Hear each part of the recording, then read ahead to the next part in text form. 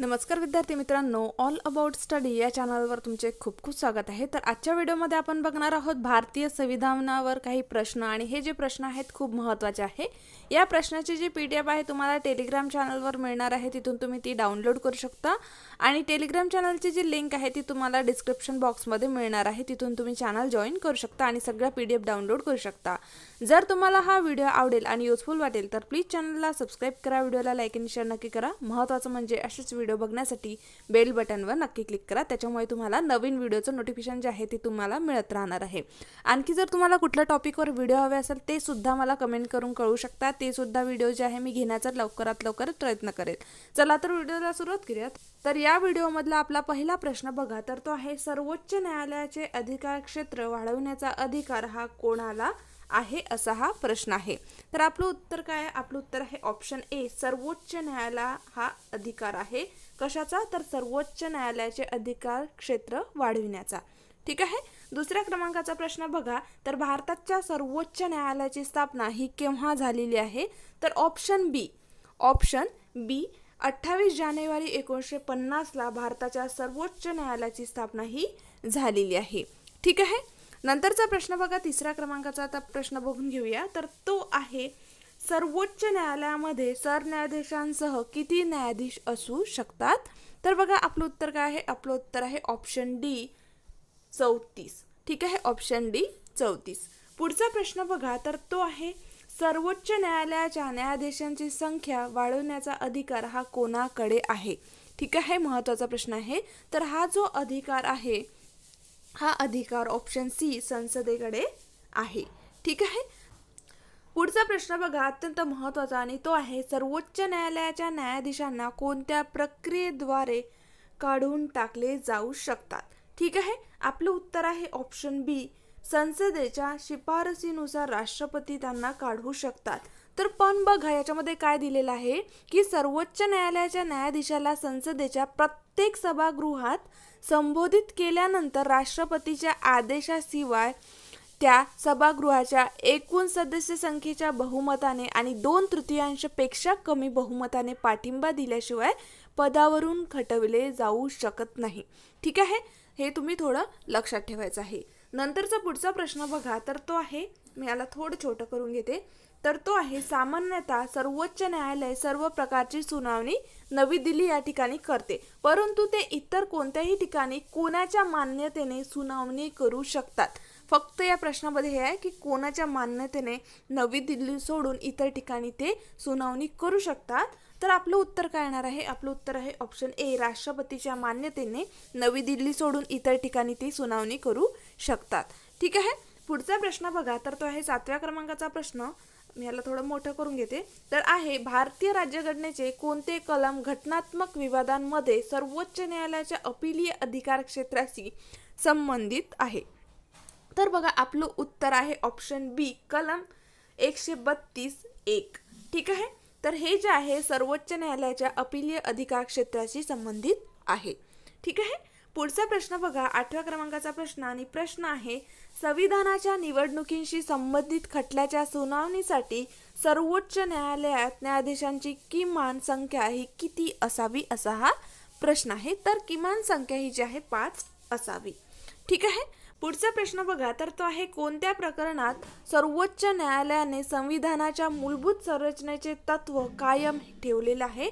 तर आपलं उत्तर आहे ऑप्शन सी, केशवनंदी भारती विरुद्ध केरळ राज्य सरकार हा जो खटला आहे 1973 मध्ये होता, आणि यामध्ये सर्वोच्च न्यायालयाने संविधानाच्या मूलभूत संरचनेत तत्व हे कायम ठेवलेले होते। ठीक आहे, मूलभूत संरचनेचे तत्व केशवनंदी भारत विरुद्ध केरळ सरकार हा जो खटला आहे यामध्ये हे जे तत्व आहे हे कायम ठेवलेले होते। ठीक आहे। पुढचा प्रश्न बघा, पुढचा प्रश्न काय आहे की राज्यघटनेच्या कोणत्या कलमाने सर्वोच्च न्यायालयाला दिलेल्या निर्णयांचे किंवा आदेशाचे पुनरावलोकन करण्याचा अधिकार हा दिलेला आहे? कोणत्या कलमाने विचारलेला आहे? ठीक आहे। तर आपलं उत्तर काय येणार आहे? आपलं उत्तर आहे कलम 137, ऑप्शन बी। ठीक आहे, ऑप्शन बी 137। पुढचा प्रश्न बघा, तर तो आहे संविधानाचा अर्थ लावण्याचा अंतिम अधिकार हा कोणाला आहे? ठीक आहे, संविधानाचा अर्थ लावण्याचा अंतिम अधिकार हा सर्वोच्च न्यायालयाला आहे. ठीक आहे, सर्वोच्च न्यायालय. नंतरचा प्रश्न बघा, तर तो आहे भारतीय राज्यघटनेचा संरक्षक हा कोण आहेत? तर बघा आपलं उत्तर आहे सर्वोच्च न्यायालय. ठीक आहे, सर्वोच्च न्यायालय. नंतरचा प्रश्न बघा, भारताचे पहिले दलित सरन्यायाधीश हे कोण होते? तर आपलं उत्तर आहे option A justice Konakuppakatil Gopinath Balakrishnan हे जे आहे भारताचे पहिले दलित सरन्यायाधीश होते. ठीक आहे. 15 क्रमांकाचा प्रश्न काय इथे विचारलेला आहे की सर्वोच्च न्यायालयाला कायदेशीर बाबींवर सल्लामसलत करण्याचा अधिकार हा कोणाला आहे? ठीक आहे, सल्लामसलत करण्याचा अधिकार हा कोणाला आहे? सर्वोच्च न्यायालयाला कायदेशीर बाबींवर. ठीक आहे, तर आपलं उत्तर काय येणार आहे? आपलं उत्तर आहे ऑप्शन डी राष्ट्रपतींना. ठीक आहे, राष्ट्रपतींचा सल्ला सर्वोच्च न्यायालय कायदेशीर बाबींवर घेऊ शकतो. ठीक आहे. नंतरचा प्रश्न बघा, तर तो आहे भारतीय राज्यघटनेच्या कोणत्या कलमानुसार सर्वोच्च न्यायालय भारतीय नागरिकांच्या मूलभूत अधिकारांचे संरक्षण करते? तर बघा आपलं उत्तर काय येणार आहे? आपलं उत्तर आहे ऑप्शन सी कलम 32. ऑप्शन सी कलम 32. पुढचा प्रश्न बघा, तर तो आहे सर्वोच्च न्यायालयाच्या न्यायाधीशांची नियुक्ती करण्यासाठी एखाद्या व्यक्तीने किमान किती वर्ष उच्च न्यायालयात कायद्याची प्रॅक्टिस ही करावी? ठीक आहे, तर बघा किमान 10 वर्ष त्यांनी वकिली केली असावी उच्च न्यायालयामध्ये. ठीक आहे. नंतरचा प्रश्न बघा, तर तो आहे 18व्या क्रमांकाचा प्रश्न आणि आपल्याला प्रश्न काय विचारला गेलेला आहे की भारतातील कोणते न्यायाधीश कोर्ट ऑफ रेकॉर्ड म्हणून मानले जातात? ठीक आहे, तर सर्वोच्च न्यायालय. ठीक आहे, सर्वोच्च न्यायालय. नंतरचा प्रश्न बघा, तर तो आहे 19व्या क्रमांकाचा प्रश्न आणि प्रश्न आहे जनहित याचिका म्हणजे काय? तर PIL ही संकल्पना कोणत्या देशातून आलेली आहे? जनहित याचिका. तर बघा United states of America option A या देशामधून ही संकल्पना घेण्यात आलेली आहे. ठीक आहे. पुढचा प्रश्न बघा, तर तो आहे राज्याचे कार्यकारी आणि घटनात्मक प्रमुख हे कोण आहेत? असा हा प्रश्न आहे. तर राज्यपाल हे राज्याचे कार्यकारी आणि घटनात्मक प्रमुख असतात. Option C. ठीक आहे. नंतरचा प्रश्न बघा, तर तो आहे राज्यघटनेच्या कोणत्या अनुच्छेदानुसार किंवा कलमानुसार राज्याच्या राज्यपालाची नियुक्ती ही केली जाते? असा हा प्रश्न आहे. ठीक आहे, तर आपलं उत्तर काय येणार आहे? आपलं उत्तर आहे ऑप्शन सी कलम 155 अंतर्गत राज्यपालाची नियुक्ती ही केली जाते. ठीक आहे. पुढचा प्रश्न बघा, तर तो आहे झारखंड, छत्तीसगड, मध्य प्रदेश आणि ओडिसामध्ये आदिवासी कल्याण मंत्री कोण नियुक्त करतो? असा हा प्रश्न आहे. बघा झारखंड, छत्तीसगड, मध्य प्रदेश आणि ओडिसा या 4 राज्यामध्ये आदिवासी कल्याण मंत्री हे कोण नियुक्त करतात? तर ते राज्यपाल करतात. ठीक आहे. पुढचा प्रश्न बघा, तर तो आहे विधानसभेचे कामकाज स्थगित करण्याचा आदेश हा कोणाकडून दिला जातो? ठीक आहे, तर राज्यपालांकडून हा दिला जातो. ठीक आहे. नंतरचा प्रश्न बघा, तर तो आहे राज्यपाल हे कोणाच्या सल्ल्याने जिल्हा न्यायाधीशांची नियुक्ती, बदली आणि पदोन्नती करू शकतात? नियुक्ती करू शकतात, बदली करू शकतात आणि त्याचबरोबर पदोन्नती सुद्धा करू शकतात. कोणाच्या सल्ल्याने? ठीक आहे, तर बघा आपलं उत्तर काय येणार आहे? आपलं उत्तर आहे उच्च न्यायालयाच्या सल्ल्याने जिल्हा न्यायाधीशांची नियुक्ती, बदली आणि पदोन्नती हे राज्यपाल करू शकतात उच्च न्यायालयाच्या सल्ल्याने. ठीक आहे. पुढचा प्रश्न बघा, तर तो आहे राज्यपालांचे वेतन आणि भत्ते हे कोणत्या निधीतून दिले जातात किंवा घेतले जातात? असा हा प्रश्न आहे. तर बघा राज्याच्या एकत्रित निधींमधून राज्यपालाचे वेतन आणि भत्ते हे घेतले जातात किंवा दिले जातात. ऑप्शन बी. ठीक आहे. पुढचा प्रश्न बघा, तर तो आहे कोणत्या कलमानुसार राज्यपाल राष्ट्रपतींच्या विचारार्थ विधेयक राखून ठेवू शकतात? ठीक आहे, विधेयक राखून ठेवू शकतात. तर बघा आपलं उत्तर आहे कलम 201 हे जे आहे यानुसार राज्यपाल राष्ट्रपतींच्या विचारार्थ विधेयक राखून ठेवू शकतात. ठीक आहे, 201. पुढचा प्रश्न बघा, तर तो आहे 28व्या क्रमांकाचा प्रश्न आणि प्रश्न आहे सध्या राज्यपालांचे मासिक वेतन हे किती आहे? तर बघा 3,50,000 हे जे आहे सध्या राज्यपालांचे मासिक वेतन आहे. ठीक आहे. पुढचा प्रश्न बघा, तर तो आहे राज्यपाल हे कोणाला जबाबदार आहेत, असा हा प्रश्न आहे सोपा. तर बघा, राज्यपाल हे जे आहे भारताच्या राष्ट्रपतींना जबाबदार असतात. ठीक आहे. पुढचा प्रश्न बघा, तर तो आहे 30व्या क्रमांकाचा प्रश्न आणि प्रश्न आहे जम्मू आणि काश्मीरच्या लेफ्टनंट गव्हर्नरची नियुक्ती हे कोण करतात. ठीक आहे. तर बघा, भारताचे राष्ट्रपती करतात. ठीक आहे, भारताचे राष्ट्रपती. पुढचा प्रश्न बघा, भारताची राज्यपाल बनणारी पहिली महिला ही कोण होती, असा हा प्रश्न आहे. ठीक आहे. तर त्यांचं नाव आहे सरोजिनी नायडू. सरोजिनी नायडू या ज्या आहेत भारताच्या पहिल्या राज्यपाल आहे महिला. ठीक आहे. पुढचा प्रश्न बघा, तर तो आहे, मी याला थोडं छोटं करून घेते. भारतीय राज्यघटनेच्या कोणत्या अनुच्छेदानुसार किंवा कलमानुसार अँग्लो इंडियन समाजाला राज्य विधानसभेमध्ये प्रतिनिधित्व देण्याची तरतूद ही करण्यात आलेली आहे. खूप महत्त्वाचा प्रश्न आहे. तर बघा, कलम 333 द्वारे खूपच महत्त्वाचे असं कलम आहे हे, आणि एक्झाममध्ये हा प्रश्न वारंवार विचारला जातो. ठीक आहे, अँग्लो इंडियन बद्दल. तर कलम 333 द्वारे ही जी आहे विधानसभेमध्ये प्रतिनिधित्व देण्याची तरतूद करण्यात आलेली आहे. ठीक आहे. पुढचा प्रश्न बघा, तर तो आहे भारतातील राज्य विधानमंडळाचे वरचे सभागृह हे कोणते आहे, असा हा प्रश्न आहे. तर बघा, विधान परिषद, ऑप्शन सी, विधान परिषद. ठीक आहे. पुढचा प्रश्न बघा, तर तो आहे राज्यांच्या आर्थिक खात्यांवर कोणाचे नियंत्रण आहे. राज्यांच्या आर्थिक खात्यांवर कोणाचे नियंत्रण आहे, तर नियंत्रक आणि महालेखा परीक्षक म्हणजेच काय, तर कॅगचे. ठीक आहे, नियंत्रक आणि महालेखा परीक्षक कॅगचे राज्यांच्या आर्थिक खात्यांवर नियंत्रण असते. ठीक आहे. पुढचा प्रश्न बघा, तर तो आहे विधान परिषद एखादे सामान्य विधेयक हे किती वेळा थांबवू शकते. ठीक आहे, विधान परिषद एखादे सामान्य विधेयक हे किती वेळा थांबवू शकते, किती वेळ थांबवू शकते, तर जास्तीत जास्त 4 महिने थांबवू शकते, ऑप्शन सी. ठीक आहे. पुढचा प्रश्न बघा, तर तो आहे भारतीय राज्यघटनेच्या कोणत्या अनुच्छेदानुसार विधानसभेला विधान परिषद निर्माण करण्याचा आणि रद्द करण्याचा अधिकार आहे. ठीक आहे, अत्यंत महत्त्वाचा हा प्रश्न आहे, कारण की प्रत्येक राज्यामध्ये विधान परिषदा नाही आहे. ठीक आहे. तर कलम 168 बघा, कलम 168 नुसार विधानसभेला विधान परिषद निर्माण करण्याचा आणि रद्द करण्याचा अधिकार आहे, कलम 168 नुसार. ठीक आहे. पुढचा प्रश्न बघा, तर तो आहे विधानसभेतील सदस्यांची संख्या ही कोणत्या अनुच्छेदात निश्चित करण्यात आलेली आहे. विधानसभेतील सदस्यांची संख्या हे कोणत्या अनुच्छेदात निश्चित करण्यात आलेली आहे, तर आपलं उत्तर काय येणार आहे, आपलं उत्तर आहे कलम 170 मध्ये. ठीक आहे. पुढचा प्रश्न बघा, तर तो आहे राज्य विधानसभेच्या निवडणुका कोण घेतात.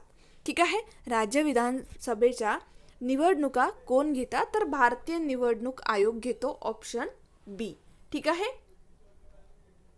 ऑप्शन बी, भारतीय निवडणूक आयोग. पुढचा प्रश्न बघा, तर तो आहे भारतातील कोणत्या राज्यात समान नागरी संहिता लागू आहे. भारतातील कोणत्या राज्यामध्ये समान नागरी संहिता लागू आहे, तर गोवा. गोवा. ठीक आहे, ऑप्शन ए. पुढचा प्रश्न बघा, तर तो आहे राज्य विधानसभेचे अध्यक्ष हे आपला राजीनामा कोणाकडे सादर करतात किंवा कोणाकडे देतात, तर विधानसभेचे जे उपाध्यक्ष असते त्यांच्याकडे आपला राजीनामा देतात. ठीक आहे.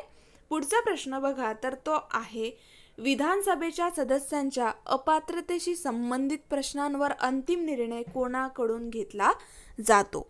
ठीक आहे, तर हा जो निर्णय आहे हा राज्यपालांकडून घेतला जातो. ठीक आहे. पुढचा प्रश्न बघा, तर तो आहे विधानसभेचे सदस्य म्हणून निवडून येण्यासाठी किमान वय किती असावे. ठीक आहे, विधानसभेचे सदस्य म्हणून निवडून येण्यासाठी किमान वय किती असावे, तर 25 वर्ष असावे, ऑप्शन डी. ठीक आहे, ऑप्शन डी, 25 वर्ष. पुढचा प्रश्न बघा, तर तो आहे राज्य सरकारच्या मंत्र्यांचे वेतन आणि भत्ते हे कोणाकडून ठरवले जातात, असा हा प्रश्न आहे, तर विधानसभेकडून ठरवले जातात, ऑप्शन ए. ठीक आहे. पुढचा प्रश्न बघा, तर तो आहे भारतातील कोणत्या राज्यामध्ये पहिली महिला मुख्यमंत्री बनलेली आहे. तर बघा, उत्तर प्रदेश या राज्यामध्ये भारतातील पहिली महिला ही मुख्यमंत्री बनलेली आहे. Option D, Uttar Pradesh.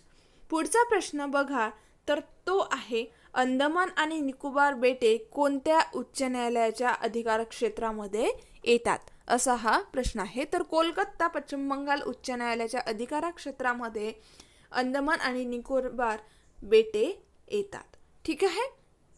पुढचा प्रश्न बघा, तर तो आहे उच्च न्यायालयाच्या न्यायाधीशांचे वेतन आणि भत्ते हे कोणत्या निधीतून दिले जातात. ठीक आहे, असा हा प्रश्न आहे. तर राज्याच्या संचित निधीमधून दिले जातात उच्च न्यायालयाच्या न्यायाधीशांचे वेतन व भत्ते. ऑप्शन ए, राज्याच्या संचित निधीमधून. पुढचा प्रश्न बघा, उच्च न्यायालयाचे न्यायाधीश त्यांचे राजीनामे पत्र कोणाला संबोधित करतात. तर बघा, राष्ट्रपतींना संबोधित करतात. Option C. ठीक आहे.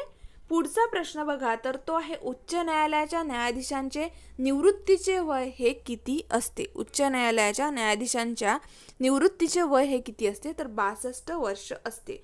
ऑप्शन डी, 62 वर्ष. ठीक आहे.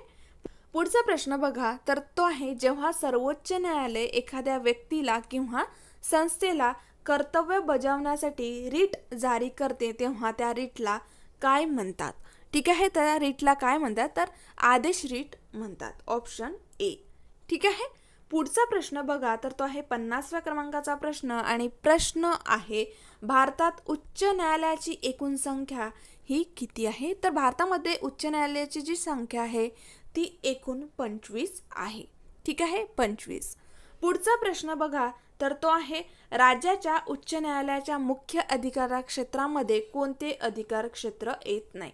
राज्याच्या उच्च न्यायालयाच्या मुख्य अधिकार क्षेत्रामध्ये कोणते अधिकार क्षेत्र येत नाही, असा हा प्रश्न आहे. तर सल्लागार अधिकार क्षेत्र हे येत नाही. ठीक आहे, सल्लागार अधिकार क्षेत्र.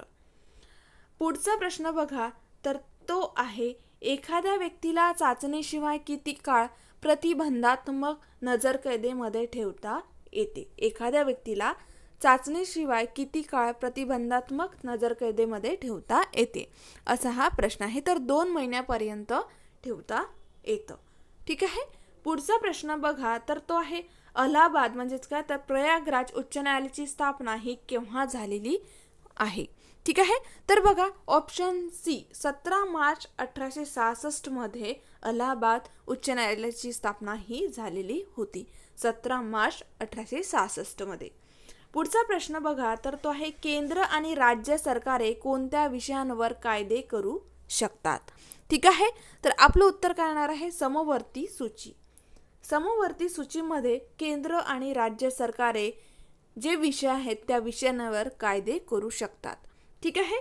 पुढचा प्रश्न बघा, तर तो आहे केंद्र राज्य यांच्यातील विषयांचे वितरण कोणत्या वेळापत्रकात आहे, असा हा प्रश्न आहे. तर 7वी अनुसूची जी आहे या 7व्या अनुसूचीमध्ये केंद्र आणि राज्य यांच्यातील विषयांचे वितरण हे केले गेलेले आहे. ठीक आहे. पुढचा प्रश्न बघा, कोणत्या राज्याने 1969 मध्ये केंद्र राज्य संबंधावर राजमन्नार समिती ही स्थापन केलेली आहे. कोणत्या राज्याने, असा प्रश्न आहे. तर तमिळनाडू या राज्याने 1969 मध्ये केंद्र आणि राज्य संबंधावर राजमन्नार समिती ही स्थापन केलेली आहे. ठीक आहे. पुढचा प्रश्न बघा, झोनल काउन्सिल कोणाच्या माध्यमातून निर्माण करण्यात आलेल्या आहेत. झोनल काउन्सिल, तर बघा या ज्या झोनल काउन्सिल आहे या संसदीय कायद्यानुसार निर्माण करण्यात आलेले आहे. ऑप्शन सी, संसदीय कायद्यानुसार. ठीक आहे. पुढचा प्रश्न बघा, तर तो आहे आंतरराज्य परिषदेची तरतूद ही कोणत्या अनुच्छेदामध्ये करण्यात आलेली आहे. ठीक आहे. तर आपलं उत्तर काय आहे, कलम 263 मध्ये या अनुच्छेदामध्ये आंतरराज्य परिषदेची तरतूद ही करण्यात आलेली आहे. ठीक आहे. पुढचा प्रश्न बघा, केंद्र आणि राज्यांमधील अधिकारांचे विभाजन हे कोणत्या कलमानुसार करण्यात आलेले आहे. उत्तर हे ऑप्शन सी, अनुच्छेद किंवा कलम 245 आणि 246. ठीक आहे. पुढचा प्रश्न बघा, तर तो आहे बघा मी काही प्रश्न ना काही मला वाटते 3-4 प्रश्न झाले आहे आतापर्यंत ते स्किप केलेले आहे कारण की त्याच्यामध्ये मिस्टेक होती. ठीक आहे. आणि मी तुम्हाला ती मिस्टेक जी आहे ती अपडेट करून तुम्हाला PDF देणारच आहे, त्याच्यामुळे मी तुम्हाला ते प्रश्न घेतलेले नाही आहे. ठीक आहे. कोणता कर संघाद्वारे आकारला जातो? कोणता कर संघाद्वारे आकारला जातो आणि गोळा केला जातो आणि केंद्र आणि राज्यांमध्ये वितरित केला जातो? कराचं नाव सांगायचं आहे. तर बघा, मुद्रांक शुल्क. बघा, मुद्रांक शुल्क. मुद्रांक शुल्क हे जे आहे संघाद्वारे आकारला जातो आणि त्याचबरोबर गोळा सुद्धा केला जातो आणि केंद्र आणि राज्यांमध्ये वितरित केला जातो. ठीक आहे. नंतरचा प्रश्न बघा, तर तो आहे सरकार्य आयोग. सरकार्य आयोग या आयोगाची स्थापना ही केव्हा करण्यात आलेली आहे? आयोगाचं नाव लक्षात ठेवायचं आहे. तर या आयोगाची जी स्थापना आहे हे 9 जून 1983 मध्ये करण्यात आलेली आहे. 9 जून 1983 मध्ये सरकारी आयोगची स्थापना करण्यात आलेली आहे. ठीक आहे. पुढचा प्रश्न बघा, आंतरराज्य परिषद ही कधी स्थापन करण्यात आलेली आहे? आंतरराज्य परिषद ही कधी स्थापन करण्यात आलेली आहे असा हा प्रश्न आहे. तर 28 मे 1990. 28 मे 1990 मध्ये आंतरराज्य परिषद स्थापन करण्यात आलेली आहे. ठीक आहे. पुढचा प्रश्न बघा, भारतीय राज्यघटनेच्या कोणत्या भागांमध्ये केंद्र राज्य विधिमंडळ संबंधांचा तपशील दिलेला आहे? तर बघा, आपलं उत्तर काय येणार आहे? भाग 11 मध्ये हा तपशील दिला गेलेला आहे. ठीक आहे. पुढचा प्रश्न बघा, तर तो आहे पाण्याशी संबंधित वादांचा निवाडा कोणत्या कलमांखाली येतो? पाण्याशी संबंधित. पुढचा प्रश्न बघा, भारतीय राज्यघटनेतील केंद्र आणि राज्यांमधील प्रशासकीय संबंधाबाबत कोणती कलम आहे? ठीक आहे. तर आपलं उत्तर काय येणार आहे? आपलं उत्तर आहे ऑप्शन डी, कलम 256 ते 263. ठीक आहे. 256 ते 263.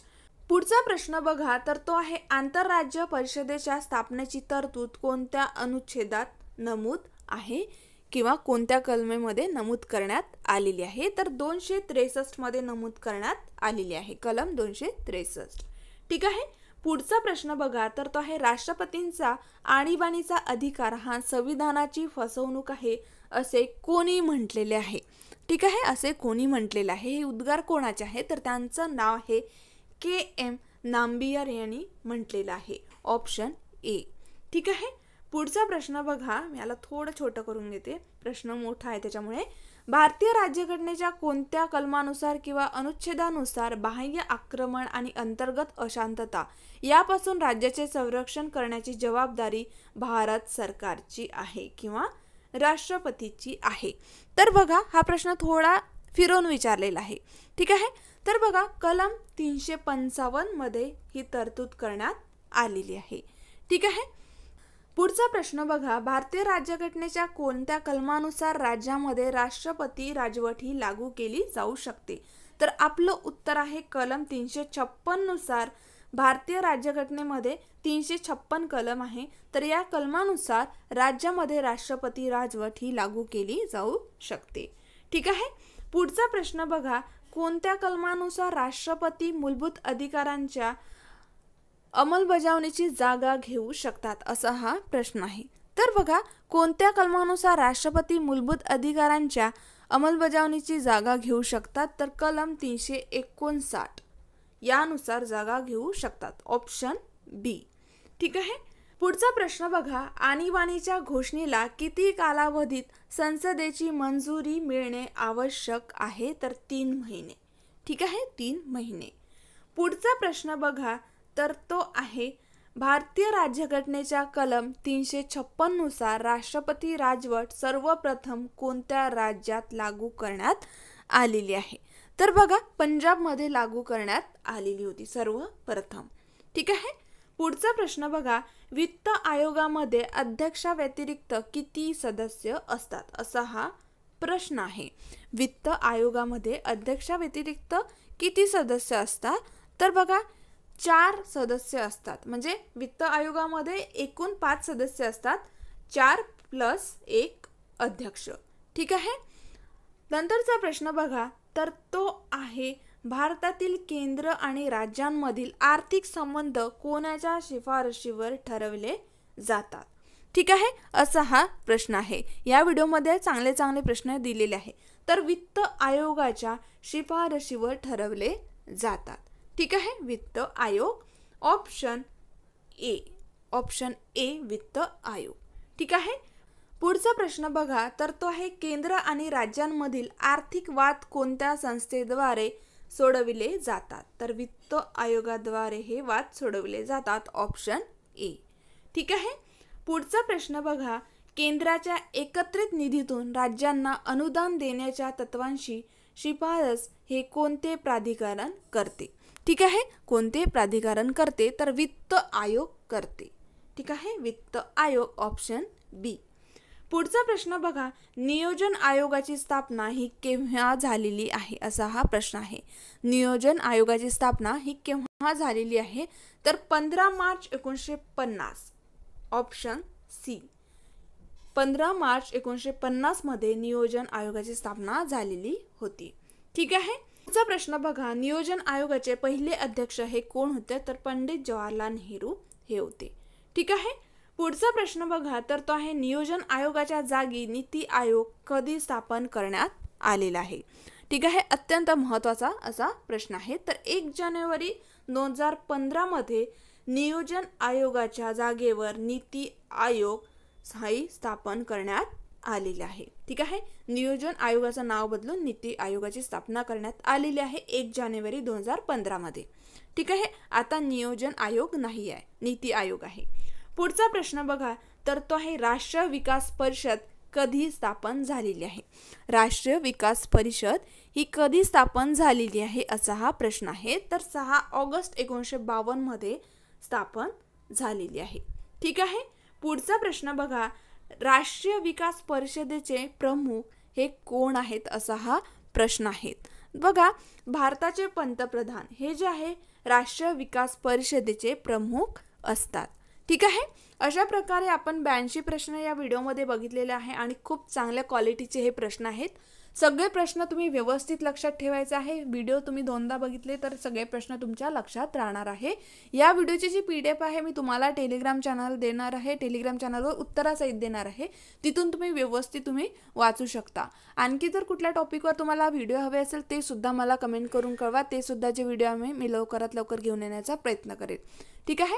जर तुम्हाला हा व्हिडिओ आवडला आणि युजफुल वाटला असेल तर प्लीज चॅनलला सबस्क्राईब करा, व्हिडिओला लाईक आणि शेअर नक्की करा. महत्त्वाचं म्हणजे असेच नवीन व्हिडिओ बघण्यासाठी बेल बटनवर नक्की क्लिक करा. चला तर भेटूया नेक्स्ट व्हिडिओमध्ये. थँक्यू.